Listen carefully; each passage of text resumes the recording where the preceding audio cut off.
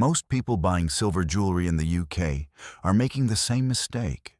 Not because they're careless, because nobody ever put 3 pieces of silver from 3 very different places side by side and asked the same questions about all of them. So that's exactly what we did.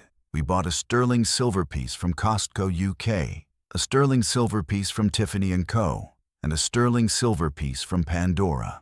Same category, same stated material, completely different prices, and we tested them.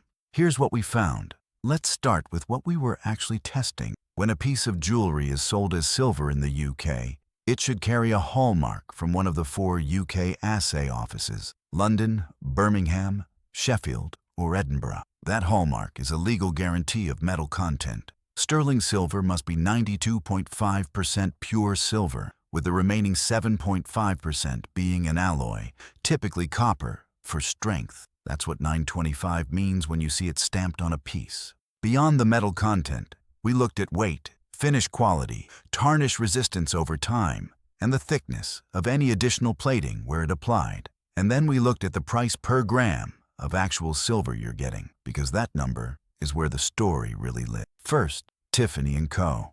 The piece we tested was a Tiffany T-wire bracelet in sterling silver. Retail price, $325. The hallmarking was present and correct. The 925 stamp was there. The craftsmanship on the piece is genuinely excellent. The finishing is precise. The edges are smooth. The weight feels intentional rather than accidental. Tiffany silver is real silver. Nobody is disputing that. But when you calculate the price per gram of silver content against the global spot price of silver on the day we bought it, the metal itself accounted for less than $9 of that $325 price tag.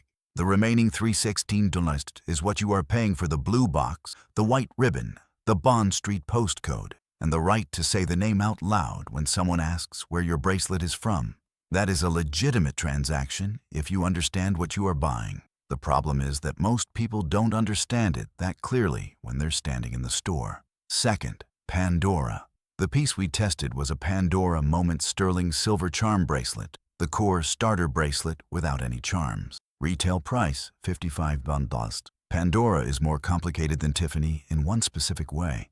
The brand markets heavily under the word silver, and their core bracelet is indeed 925 sterling silver. The hallmark is present. So far, so good. But Pandora's charm ecosystem is where the material story fractures. The majority of their charms are not sterling silver. They're made from what Pandora calls Pandora metal, which is a proprietary alloy with a silver coating. When you buy a bracelet for $55 and then spend $400 filling it with charms, the bracelet is silver and the charms largely are not. The brand does not make this prominent. They make it findable if you look hard enough in the product description. But the overall impression created by the brand environment, the silver packaging, the silver aesthetic, the word silver appearing everywhere, does not match the material reality of most of what you end up buying. The bracelet itself passed our test. The ecosystem it's designed to pull you into did not. Third, Costco UK.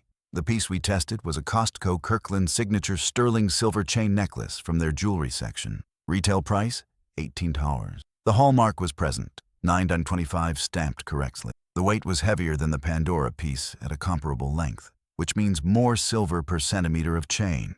The finish was clean without being theatrical. No high polish that will show micro scratches within a week. Just a consistent satin finish that ages honestly. We left all 3 pieces in the same environment for 4 weeks without any treatment or polishing. The Tiffany piece tarnished slowly and gracefully, which is what real silver does. The Costco piece tarnished at roughly the same rate, which confirmed equivalent silver content. The Pandora bracelet, the actual sterling silver base bracelet, tarnished comparably. But 2 of the charms on the test piece began to show the greenish oxidation that indicates base metal beneath a failing coating. The bracelet is silver. The charms told a different story. Then we did the price per gram calculation across all 3. Tiffany, approximately 36 per gram of silver content based on spot price markup. Pandora bracelet alone, approximately $4 per gram. Costco, approximately $120 per gram. All 3 pieces contain the same material. All 3 are 92.5% silver. The metal does not know which store it came from. Here's where it gets interesting. Before we get to the verdict, If this kind of test is useful to you, subscribe now, because we're doing this same comparison for gold next. And the numbers are even more stark. You do not want to miss that. The question this test was never really about is which piece is better silver. They're all $9.25. The question is what you're actually buying when you choose one over the other. When you buy Tiffany, you are buying a cultural object. The piece is a signal, a gift language, a way of saying something to another person or to yourself that has nothing to do with the atomic weight of silver. That is real value if it matters to you.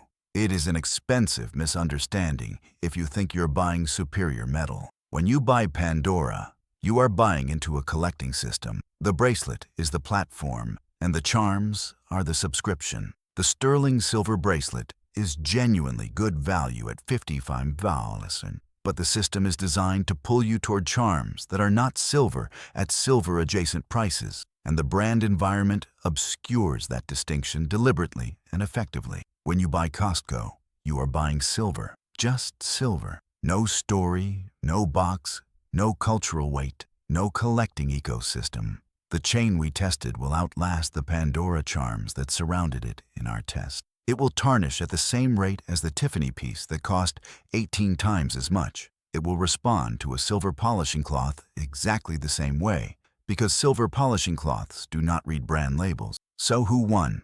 If the test is purely about silver quality per pound spent, Costco is not close to winning. Costco won by a distance that makes every other answer look like brand loyalty dressed up as a purchasing decision. The silver is identical. The price is a fraction. The longevity in our test was equivalent. But here is the honest finish to this. The winner depends entirely on what you're actually buying. If you're buying metal, buy from Costco. If you're buying a moment, a memory, a message to someone you love, or a feeling when you open a box, that has a price too. And Tiffany has spent a century perfecting exactly that experience. Just make sure you know which one you're paying for before your card clears, because the jewelry industry profits every single day from people who think they're buying both at once. Drop a comment telling us which result surprised you most. And if you've been spending Tiffany money for Costco's silver, I want to hear how you feel about that right now.